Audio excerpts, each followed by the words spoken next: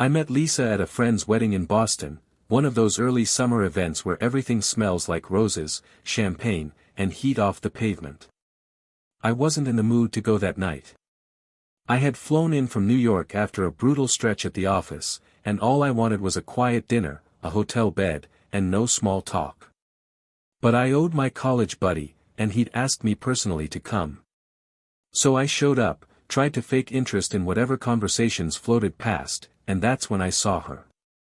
She was standing near the bar, laughing with a group of people I didn't recognize, a glass of white wine in one hand, the other lazily twisting a napkin. She had this open, easy energy, not loud, not attention-seeking, just comfortable. Like she was exactly where she wanted to be. I watched her for longer than I probably should have before finally walking over. We hit it off fast. Turns out she wasn't part of the wedding party at all, just a plus one to one of the bridesmaids.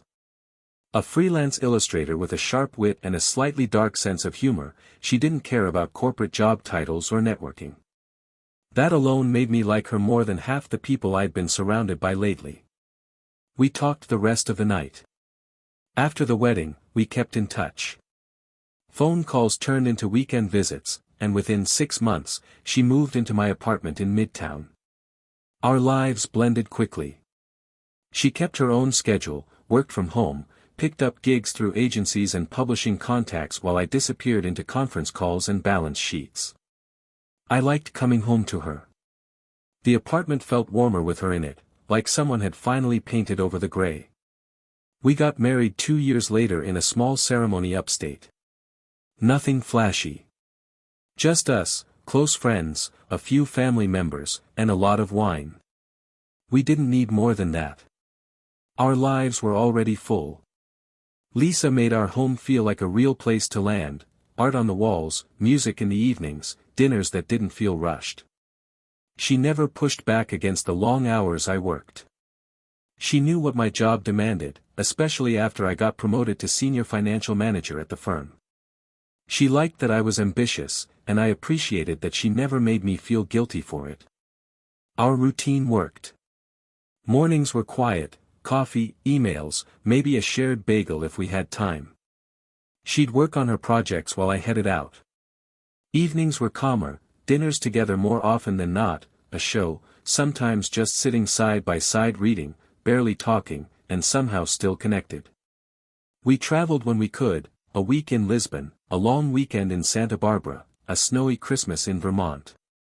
She made those trips easy, packed light, smiled at everything, never complained when plans shifted. I started to think we had figured out something other couples hadn't. No tension, no games. Just steady partnership. If anyone asked, I would have told them, yeah, we're good. We're better than good. We had our thing. It worked. And it wasn't about luck. It was built. I always liked Sundays with Lisa. They had their own pace, quiet mornings, no alarms, the dog stretching across our feet at the edge of the bed, the smell of fresh coffee drifting from the kitchen before either of us had to say a word. She usually played some low instrumental music while she cooked, the kind with just enough rhythm to keep the room alive without demanding attention. It was the kind of rhythm we both grew to depend on. We didn't host many parties, but we kept our social circle tight. Dinner with 2 or 3 friends, usually at our place. Lisa liked trying new recipes, the weirder, the better. She once made roasted fennel and pear pizza that sounded completely wrong, but somehow worked. Everyone raved about it. That was her way, subtle, unexpected, and surprisingly effective. She didn't try too hard to impress anyone. She just quietly did it. I appreciated how independent she was.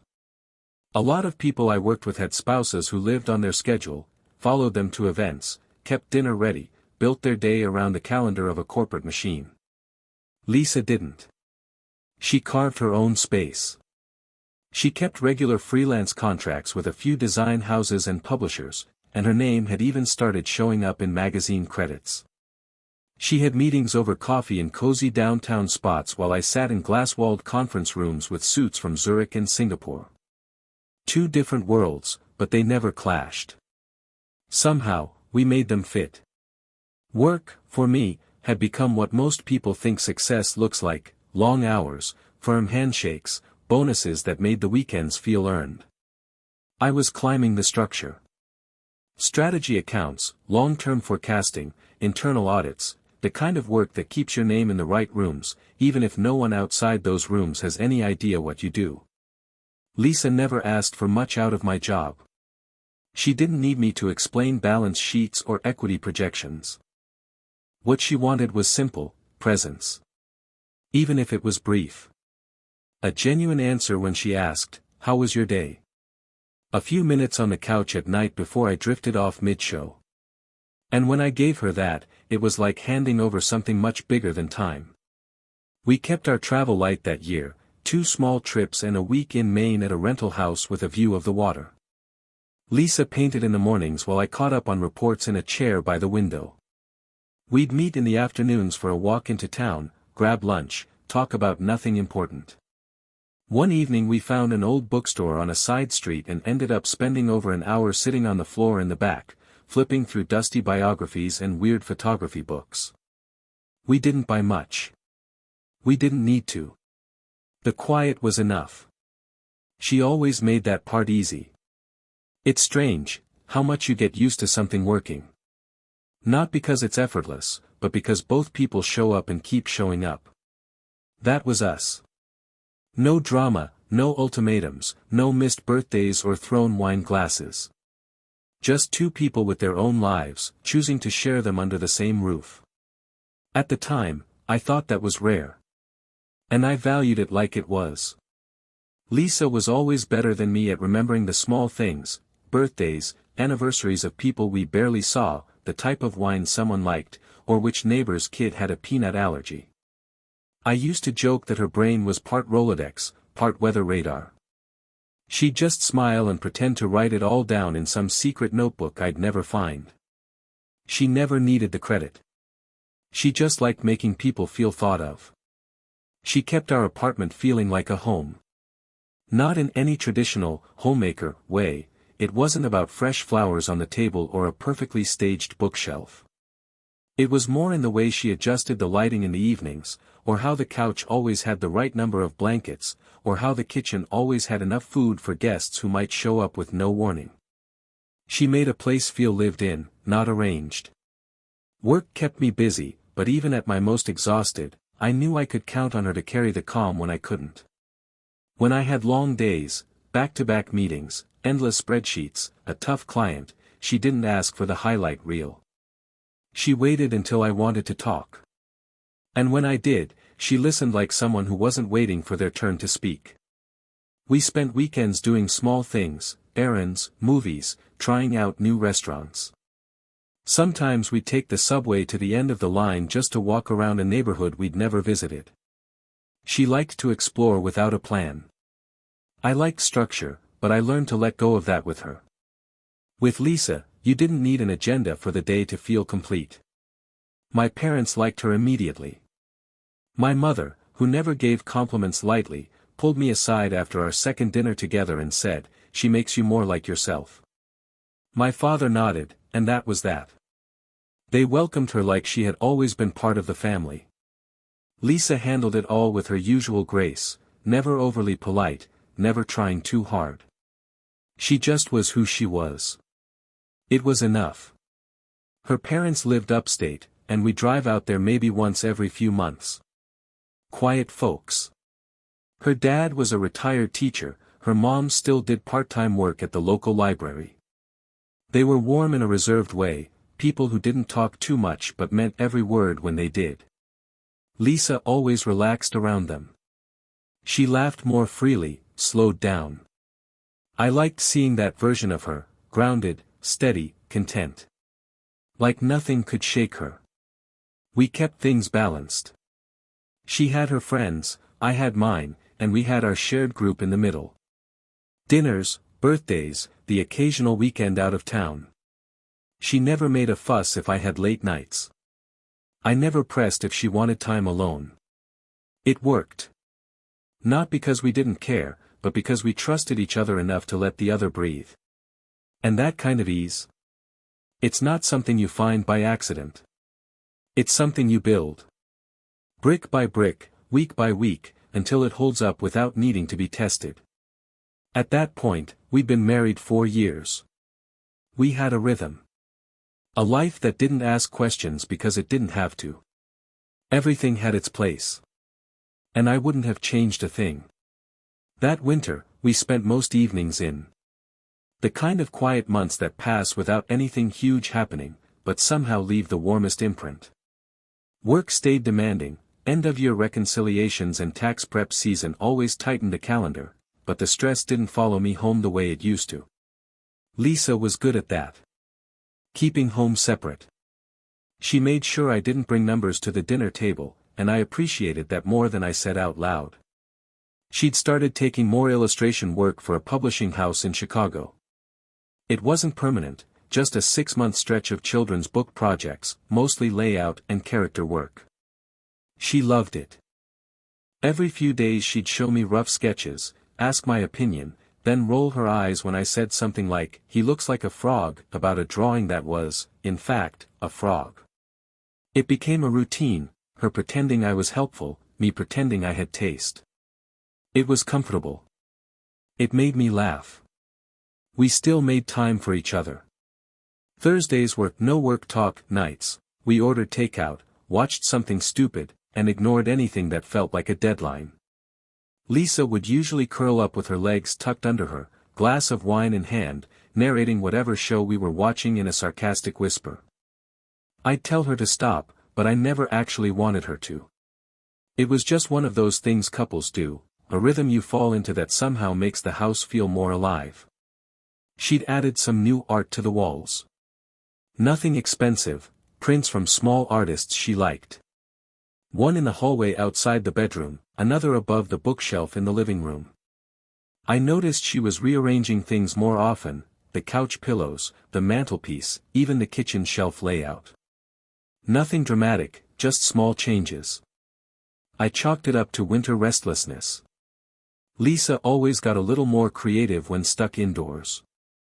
She also started going to more daytime meetups, fellow illustrators, she said, or creative workshops that popped up around the city. She'd come home with samples, flyers, little zines made by local artists. She had a way of making even the simplest things feel like discoveries. I never doubted where she'd been. It wasn't a question that needed asking. We were still making plans. A trip in the spring, Italy, if we could make the dates work. She'd found a small town in the north with old stone alleys and vineyards stretching into the hills. We talked about renting a car, driving from village to village with no map. She already had a folder of places she wanted to see. I told her I'd just follow along. That's what I remember most about that time, how much we were still thinking forward. No sign of slowdown. No hint that something might change. Just the steady movement of a couple who knew how to exist side by side without friction. Even when we argued, and we did, like anyone, it didn't stick. We worked through it, and that was that. Lisa still looked at me the same way she had since the beginning, or at least, I thought she did. We didn't second-guess each other. Didn't analyze every sentence or tone. It was trust, and it ran so deep I never felt the need to check if it was still there. That's what life was then, simple, structured, and exactly what I'd wanted it to be. And I thought we were just getting started. The first thing I noticed wasn't dramatic. It wasn't a missing phone call or a weird story or some gut-punch moment of doubt. It was just, a glance.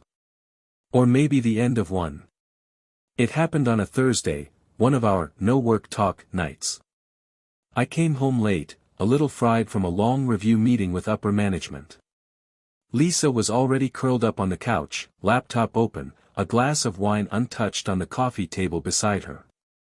She looked up as I came in and smiled, but there was a half-second delay. Not hesitation. Just a flicker. Her face shifted from one expression to the next, like someone changing the channel mid-show. I didn't think much of it at first. Long day, probably. We didn't always sync perfectly, that was normal. I dropped my bag, changed out of my work clothes, and joined her. We spent the rest of the evening watching something we'd already seen twice, half joking our way through it like always. Whatever that look had been, it disappeared into the background noise. But the next day, I remembered it again. Not because something was wrong. Just because it had left a small mark in my mind, and I wasn't used to that. The following week, I had an off-site lunch with a client and came back to the office a little early. I stopped by Lisa's favorite bakery on the way and grabbed her a lemon tart she liked. When I got home to drop it off, she wasn't there. Again, nothing strange. She often went out during the day to work from cafes or meet her design contacts. I left the box on the counter with a note, surprise. Thought of you. When I got home that night, the note was still there, but the box had been opened and the tart half gone. She'd eaten it. She just never mentioned it. Not a crime. Not even unusual. But in the past, that kind of gesture, even something small, would have gotten a smile, maybe a quick text. That was our rhythm. Not because we needed to keep score, but because we didn't let little things float by unacknowledged. It was how we stayed connected in the middle of everything. I asked how her day had gone, and she gave me the usual answer: productive, a little boring, worked from that cafe on 11th, ran into someone from a book group she used to attend. She told me about a guy with a dog that tried to steal her muffin.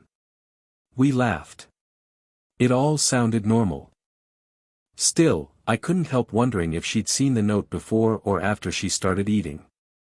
It sounds ridiculous now, even writing it out, the idea that a missed comment about dessert could mean anything. But I remember that moment clearly. Not because it raised any alarms, but because it didn't fit. Not with Lisa. That week, I noticed her working more at night. She said deadlines were piling up, and I didn't doubt it. She always pushed herself when she got deep into a project. But it started happening more often. Me downstairs watching TV, her upstairs in the office, door mostly closed.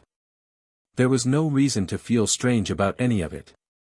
But something shifted that week, not in her behavior, not exactly. In me. I didn't say anything. Didn't accuse, didn't ask. I didn't even know what to ask. It just felt like something was pulling slightly off center. And for the first time, I didn't know if it was temporary, or if I'd just never noticed it before. The following week, Lisa mentioned she was picking up a new contract, some magazine layout project from a startup out west. She said the art director found her portfolio online and reached out through her site. She seemed genuinely excited about it. It's fast-paced, kind of loose. They don't have much structure yet, she told me one morning, sipping her coffee, still wearing her robe. But they're fun. Young team. Very remote casual. I nodded, asked a few questions, and left for work like any other day. There wasn't anything about the exchange that seemed off. But a few days later, I noticed something strange while printing receipts from our shared email. Lisa had forwarded a batch of image files from one of her freelance addresses to our home printer. Nothing unusual. But the file names were just random. Not client project titles, not book names. Just letter number strings, like placeholders. When I opened one, expecting maybe a character sketch or layout, it was blank. A completely white image. Another showed nothing but gray blur, like static. She must have sent the wrong versions, I figured. Test files. A glitch. But then why print them? I didn't mention it. It didn't feel like something worth making a fuss over. She worked across 3 or 4 devices, often at once. Mistakes happened. But I remembered it. And that's what made it different. Before, I wouldn't have. But now, I was starting to pay closer attention, even when I didn't understand what I was seeing. Around that same time, she started dressing differently during the day. Nothing dramatic. Just more polished than usual for someone working from home.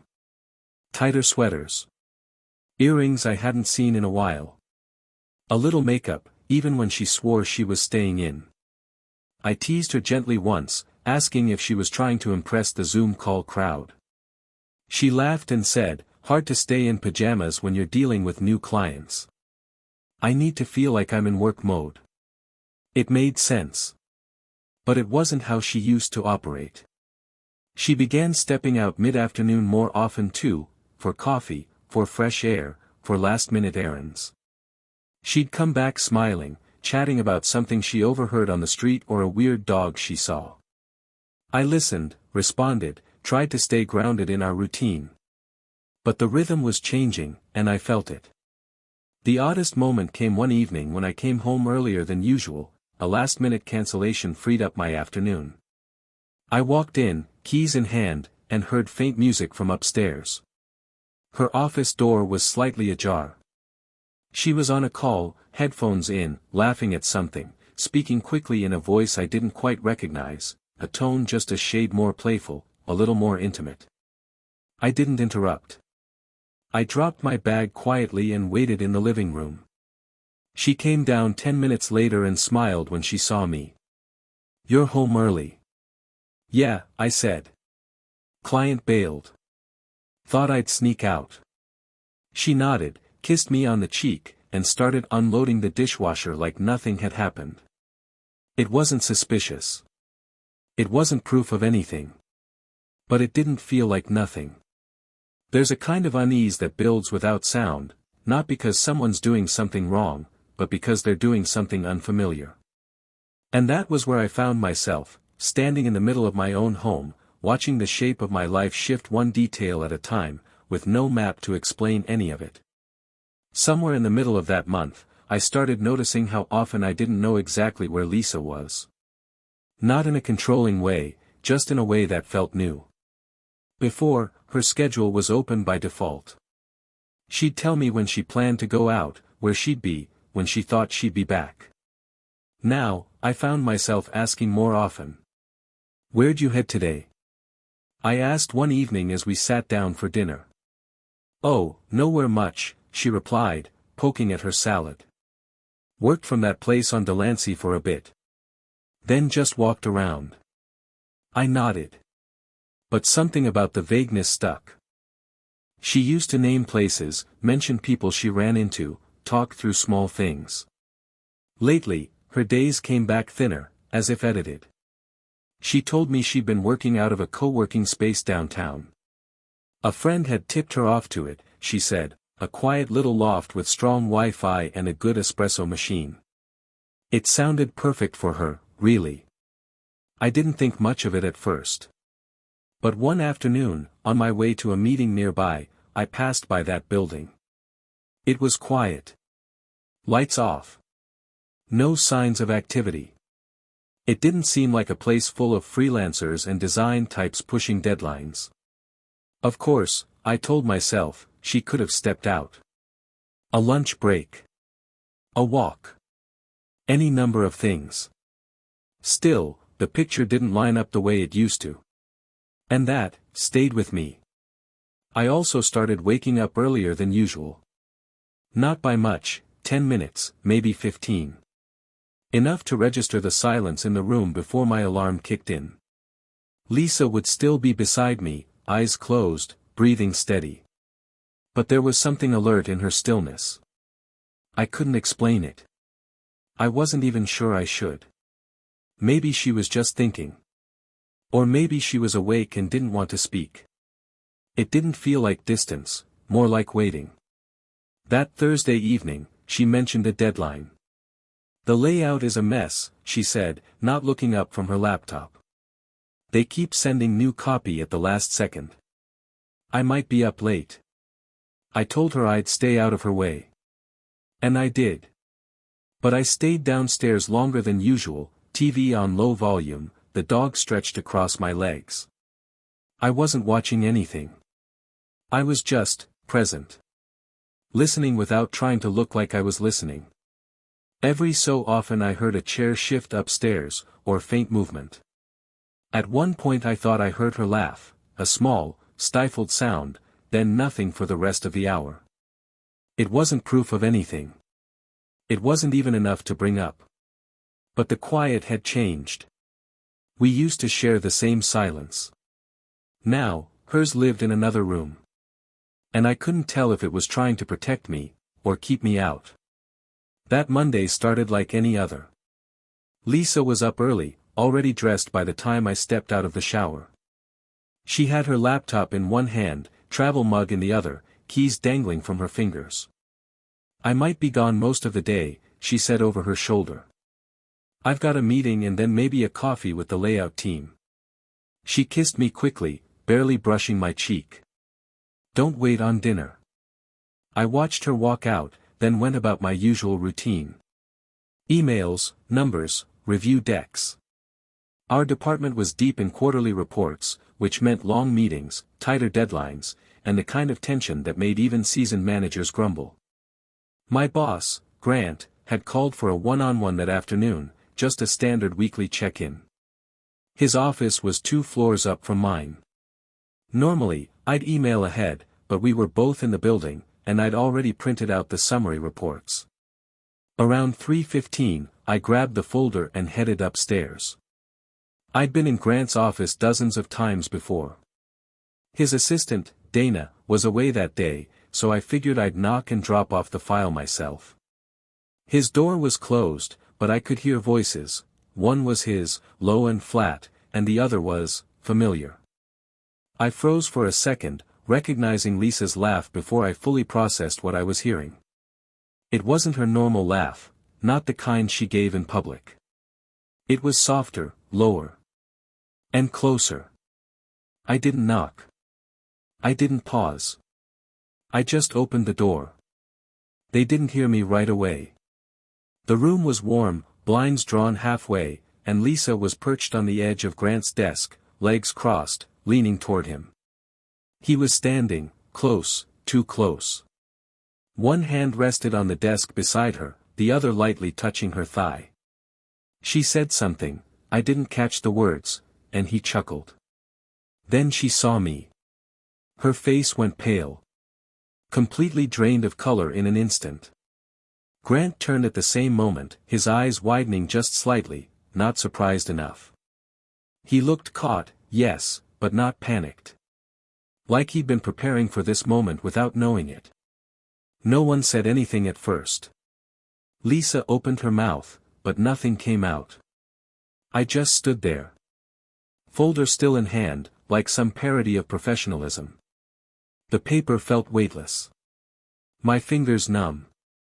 She moved first, sliding off the desk quickly, smoothing her skirt like that would change what I'd already seen. This isn't, she began, but stopped. Because there was no version of it that wasn't exactly what it looked like. I didn't yell. I didn't throw anything. I just looked at both of them for a few more seconds, then turned and walked out. Back down the stairs, through the hallway, into the elevator. I didn't know where I was going until I was already in the parking garage. The only thought in my head was simple, get home. I didn't need answers. I'd already seen everything I needed. The drive home barely registered. I don't remember the route I took. Just turns made automatically, stoplights blurred in motion, and a silence in the car that felt heavier than traffic ever could. The image kept looping, Lisa's legs crossed on Grant's desk, his hand resting just above her knee like it belonged there. No panic, no shame on their faces. Just that look people wear when they think the door's locked. By the time I stepped through our front door, something inside me had already shut off. No shaking. No pacing. I didn't throw things. I didn't collapse. I just walked upstairs to the bedroom and opened her side of the closet. It wasn't a decision. It was instinct. Her clothes came down off the hangers in handfuls. Folded? No. Stuffed. Pushed. Jammed into the largest suitcase I could find. Then another. Then her tote bags. I didn't separate things. I didn't pause to think what she might want to keep clean or preserved.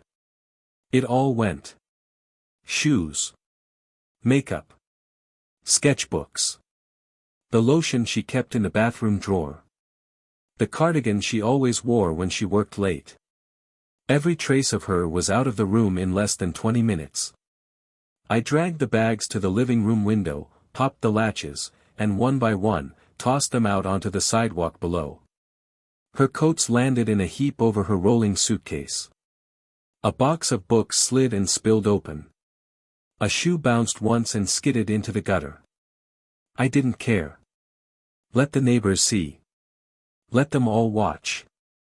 She texted me once, just once, sometime between bag 2 and bag 4. Can we talk? Please. I didn't mean for it to be like this. I didn't answer. I didn't open the thread. Then I turned to Grant. I knew things about him. You don't work under someone for 3 years in a financial firm and not learn where the dust piles up. I knew he liked to play fast and loose with client write-offs. I knew the account in Jersey that didn't line up with quarterly filings. I'd seen him fudge consultant reports, use shell invoices, sign off on tax strategies he didn't report. And now? I had nothing to lose. That night, I compiled the receipts, digital copies, flagged emails, a timeline. I sent it to the firm's internal compliance address. I didn't include a note. Just attachments. They'd figure it out. The next morning, I woke early. Made coffee like I always did. Sat at the kitchen table and waited for the buzz to start. By noon, he was pulled from 2 major client accounts. By 2 p.m., his calendar was cleared. The rumors started the next day. Lisa showed up once to try the door. I didn't answer. She called my name through the hallway. I didn't move. The locks were changed the day after. She tried again. Knocked. Rang the bell. Sat on the steps. I watched through the peephole for a while, then went back to my desk. She had made her choice. I was just making sure she got to live with it. By the end of the week, Grant's name was no longer listed on our firm's directory. His office door remained closed, the glass panel covered from the inside with a legal notice taped to the center. Rumors spread fast, not about Lisa, not yet, but about misfiled accounts, financial irregularities, and a pending audit that came out of nowhere. He built his career on charm and shortcuts. And just like that, it started unraveling. I didn't say a word. I didn't act smug. I showed up to work, attended meetings, answered emails, and drank coffee like nothing had changed. If anyone looked at me longer than usual, I didn't acknowledge it. I wasn't there to talk. I was there to watch it all fall the way it deserved to. Lisa tried again the following Monday. She left a note in the mailbox. It wasn't handwritten. It was typed. Polite. Short. I know I don't deserve it, but I'd like to explain. Please. Just one conversation. I read it twice, then tore it in half and dropped it in the bin. I didn't need an explanation. I had the image. I had the facts. She didn't trip into his office. She didn't get confused or caught in a misunderstanding. She made a choice. And now she could deal with everything that came after it, without my help. Her things stayed outside until the weather turned. I gave her a day's notice to come pick them up. She sent someone else, a friend I barely recognized, who looked at me like I was made of stone. I offered no help, no smile. Just opened the door, pointed to the last suitcase, and walked away. Mutual friends stopped asking questions. Some reached out, quietly, saying they'd heard pieces of the story. No one pushed. No one defended her. It was one of those rare situations where silence spoke louder than alliances. As for me, I got quiet, but I didn't fall apart. I slept better than I expected. Ate simpler. I cleaned the apartment top to bottom one Saturday morning and packed up everything she'd left behind, little things, not worth fighting over. Her sketch pads, old cards, dried flowers from a trip we took to Maine. I put them in a box and dropped it off at her old studio downtown. I didn't ring. I just left it there. Work started to feel different. Lighter. I wasn't avoiding anything. There were questions, of course, a few veiled comments from senior partners, even a direct meeting with HR. But I had my story straight, and more importantly, I had the documentation. What happened to Grant wasn't personal. It was procedural. I just connected the dots that someone else should have noticed years ago. I started going out more. Walks. Solo dinners. Evenings spent doing nothing but watching the city move beneath the windows. I didn't rush to fill the space she left. I let it echo. Because sometimes the absence says more than the presence ever could. She had made herself a shadow, something temporary, flickering, ungrounded. And I was finished chasing ghosts. The apartment was quieter now, but not in an empty way. It was a good quiet. The kind that comes when no one is pretending, when no one is holding their breath. I stopped noticing the echo of her keys no longer dropping in the bowl by the door. The sound was gone, but so was the weight that came with it. I took my time reordering the space. I didn't redecorate out of spite, I just put things back where I wanted them. A chair by the window instead of under the art she'd picked. Her prints came down, replaced by simpler ones I found during a lunch break in the West Village. I rearranged the shelves. I gave away the record player neither of us really used. She didn't come back. Not after the friend picked up her things. She didn't write again. Didn't ask for another conversation. Maybe she knew it wouldn't change anything. Or maybe she thought silence was her best apology. Either way, I didn't wait for closure. I'd already found it, not in some dramatic finish, but in the way everything just stopped needing her. People talk about betrayal like it's a fire, all heat and explosion. But the truth is, it's colder than that. It's a quiet thing. A door closing without warning. A voice that doesn't sound like you remember. A room that stays the same, but feels different every time you walk into it. What shocked me most wasn't that she had done it. It was that she had done it without hesitation. Without conflict. Like it was normal. What Grant lost was measurable. Reputation. Position. Income. What Lisa lost was harder to see. Not just the apartment, or the safety of a shared life, but something in how people looked at her now. Like they'd seen something they didn't want to know. I heard she tried working with another agency, but nothing stuck. Her name, once associated with reliability, now had a different undertone. One you don't put on a resume. I wasn't proud of what I did to Grant. But I didn't regret it. The man who shook my hand every week, who praised my discipline, who talked about integrity like it was a currency, he made his choices too. And I let the numbers speak for themselves. That was always my strength anyway. A few weeks after everything calmed, I took a weekend off and drove north. Just me, a small cabin, and the kind of silence you can actually rest inside. I didn't take a book. I didn't need music. I just watched the trees shift in the wind, listened to my own breath, and let the quiet settle. I didn't feel broken.